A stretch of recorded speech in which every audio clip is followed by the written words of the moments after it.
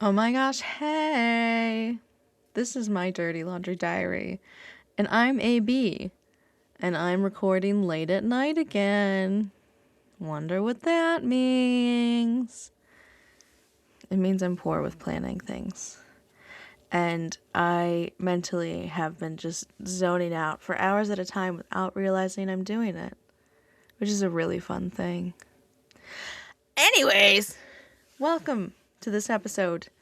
I hope you had a wonderful week. If you didn't, I'm proud of you for getting through it. My week was okay. Kind of the same stuff I talked about last weekend. My grandma's doing better though, which is very nice. And just mentally, I am so exhausted and burnt out, and it's only the 11th day of the year. So that's fun. I did go to the library though, the public library, and I got some books, which was nice. It's getting remodeled currently, so I haven't gone in a minute. And I also, for 4 hours yesterday, talked to one of my favorite people on the planet, someone I met in college and used to live with. And we talked about a lot of things, and it was very great. But I do find myself, because we talked about so much, I feel kind of, does mentally exhausted make sense? My brain feels a little, we talked about so much and so much stuff that I don't usually talk about with other people. So it was very healing. But now I just kind of want to sleep for hours and hours on end. And not in like a depressed sense, more of I finally let it go. And that leads us to this episode's topic. I've titled this episode Matilda because of the Harry Styles song.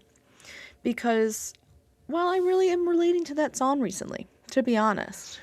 I know I've vaguely mentioned it, that my upbringing is not great, and I've given some details which can help further allude that, yeah, I just awful childhood, to be just frank. And I know I've talked about it previously where my mother had to go through a lot on her own, so I try not to diss on her too hard. But when I was in the hospital, she left me in there for an extra weekend to go camping with her fiance, who was very abusive towards her. So I'm sure that played a factor in it. She left me in the hospital. I was set to go home, and then they were like, hey, your mom said no. So I had to stay there an extra weekend. But when she was in the hospital recently, I walked after work every day, and I went and visited her every single day. And I don't say that for a same thing to hold over her head. But I think I have been realizing more and more recently that I give a lot to people, and I tend to give a lot to people who tend to take a lot from me. And I've really come to the realization and finally the understanding that I do very much love my family. And there's goodness within my family members, but I don't have a family, if that makes sense. I never felt like I had a home. And now, that I'm an adult, I don't have somewhere to go back to. What I mean by that is, for example, this friend I was talking to last night, when she finished undergrad, she went back to her childhood home and has been living with her mom for a minute while in grad school. That is not an option for me. It's just not. There's no place for me to go. Quite literally, because my mother just abandoned our childhood home, left it to ruin, and has moved in with other people. I know I don't talk about my father much, but he wasn't around when I was a kid, and when he was mean and violent and usually on drugs. So a wonderful individual to be around. And even now, like, because I've expressed,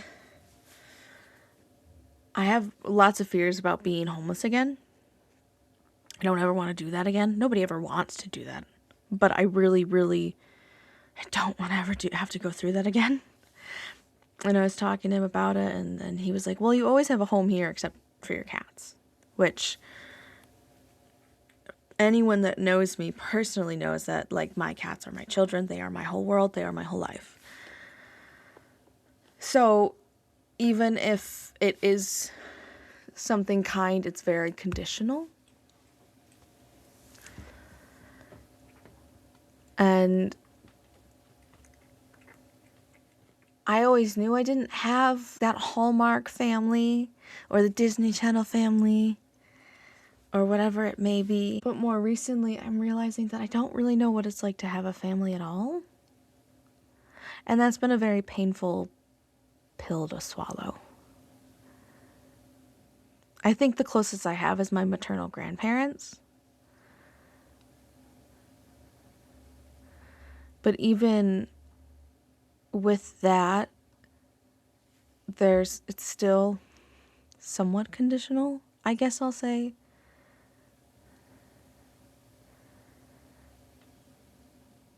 And it makes me really sad.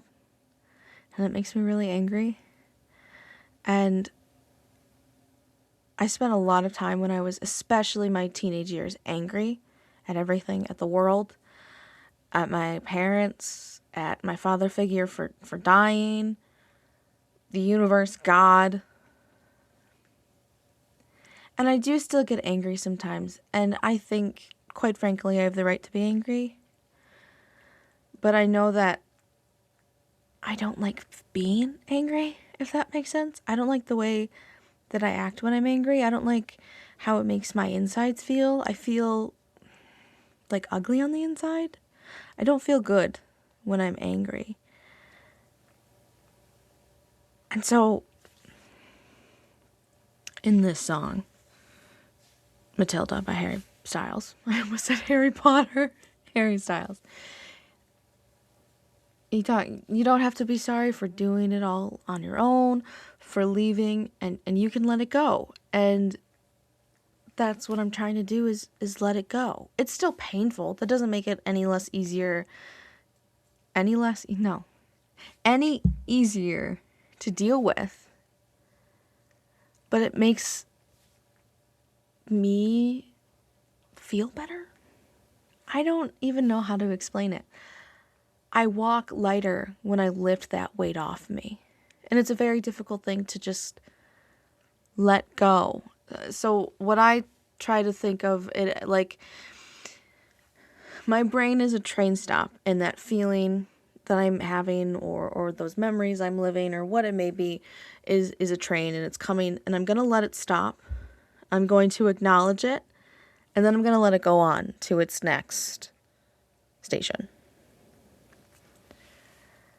Because that's really the only way for me to continue living my life. If I sit and I let it stew, then I become this angry thing. And I don't want to be angry. I want to be happy. I want to make a family of my own, whether that's found family, friends. I personally do not want to have children anytime soon. But I want to do that with joy. I want to meet people and for them to say, wow, that person is beautiful and so joyous and kind. And I can't do that if I'm in my head angry, you know? So let it go. Speak it, acknowledge it, say it to your college best friend while sobbing over Discord video chat for 4 hours. And then breathe and let it go. Much to my dismay, I will never get to go back and get a do-over with my childhood, with my upbringing, with dropping out of college. There's no do-overs. So I'm not going to spend my time fixating on things I can't change and making them spill into the things that I'm trying to do for myself. I want to do theater, and I want to do this podcast, and I want to express myself, and I want to be happy. Again, I know I said that. And I want to be kind, and I want to be gentle.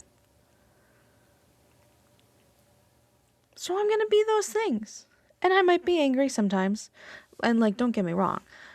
Like, when I'm walking to work and some guy doesn't stop to let me walk through the crosswalk, I get angry. I get annoyed. Those are, like, valid times, though, to feel those things. And then, most of the time, it passes anyways by the time I get to work. I want you to know, listener, that you don't have to keep carrying this weight. These things don't have to spill into everything you do. And again, like, this is way more complex because we'll go specifically for relationships. I'm so terrified of having a relationship like my parents that I tend to just not even date or put myself out there. Because I'm low-key convinced that, like, not love at first sight, but when I meet the person that I'm supposed to marry and spend the rest of my life with, I'll just somehow know by looking at them. And that can be naive. That's fine. You can say that about me. I'm not saying you're wrong or you're right. It bleeds into so many different aspects. But you don't have to let it keep controlling everything about you and about your life. Because you're the one in control. You can't control those things that happen to you. You didn't deserve them. But you can't control them. But you can control you. You can't go back and change it. But you can change what you do now. You can make the active decision to be a better person than the people who did those awful things to you. And it's frankly annoying that you have to do that. I get annoyed by it myself. I can't say why that's what you have to do. It's what you do. I don't know why the universe did what it did to me. I don't know why the universe did what it did to you. And there might not ever be a reason. We might just be here for a blip and then we die. But we're here for a very short amount of time. And in the amount of time that you get to control, because again, like, life is always happening. There are so many things you can't control, but you can control you. So let yourself breathe. Let it go. You can go out and you can leave and grow up and grow out. You're going to grow through. You're going to do all these amazing and incredible things. Don't put that extra weight on your shoulders that you don't have to carry.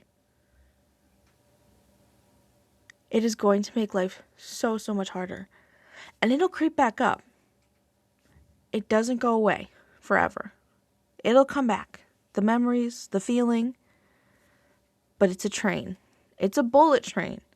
It's here for a moment, you acknowledge it, and you let it go to the next station.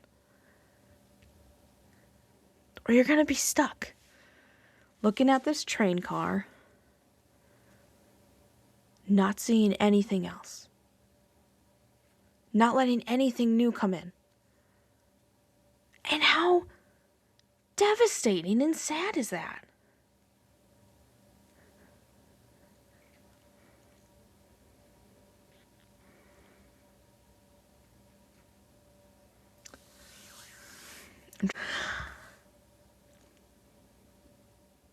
You're going to be okay. And you're going to do cool things. And you might not achieve every dream you've ever dreamt. But you're going to do great things and cool things. And you're going to be a politician or be a landscaper or a really good dad or an award-winning writer or a janitor, whatever it may be. Or you'll start that, realize you hate it, and become something else.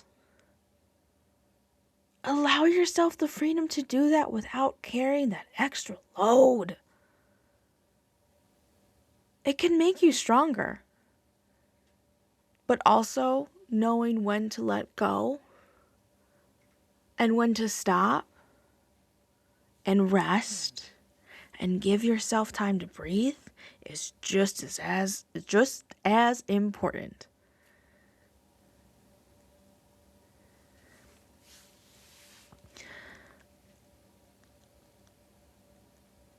I think I'm saying this to both you and myself, because I'm supposed to be finding out soon, sometime this month, if I got into the acting school, theater school. And if I get in, I know that there's no yes or no. It's I have to take it and figure it out. Because if I don't, quite frankly, I'm going to wither away here, where I'm at. And I know that. And it's a blessing to know that. And with that comes the knowledge that leaving here means leaving a lot of baggage behind. It'll still be with me, the memories, the feelings, the emotions. Those don't just leave because I'm leaving this place. And by this place, I mean this apartment, this town, this job, certain people.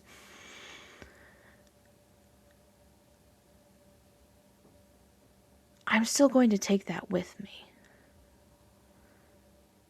But I know that I can't breathe as big as I need to here. So I need to go somewhere else. And that's fine. I need to go and do it on my own. It's sad that I have to do it on my own. But I know I have to. And that's okay.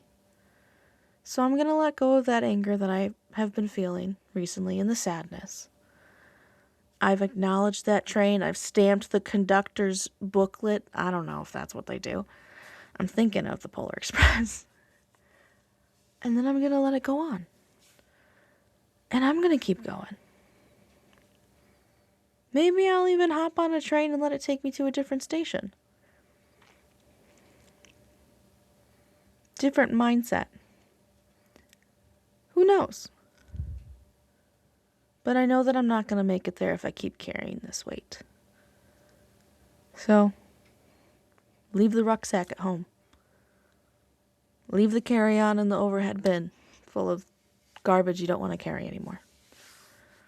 You owe it to yourself to do so. Unfortunately. Sorry. Womp womp. I know this episode is a bit short and it's late, but it's late and I work in the morning. Furthermore, like I said earlier, mentally I'm still kind of tired from talking about all I talked about on the video call. So I'm not feeling super chatty, which is crazy because last week's episode was so long. Maybe I'm also trying to come back from that. I don't know. The point is, you've got this. I have no idea what's going to happen this next week, but we're going to stay excited and open-minded and come what may. Acknowledge it and let it go. Live in it a little bit if you want to. You have the right to. Especially if it's happiness. And then keep chugging along. It's going to be fine. Thank you very much for listening to this episode. I really appreciate it. I hope you have a great upcoming week. If you like this episode, please let me know. Give a follow. If you don't like this episode, let me know gently. I really appreciate you listening, and I'll talk to you next week.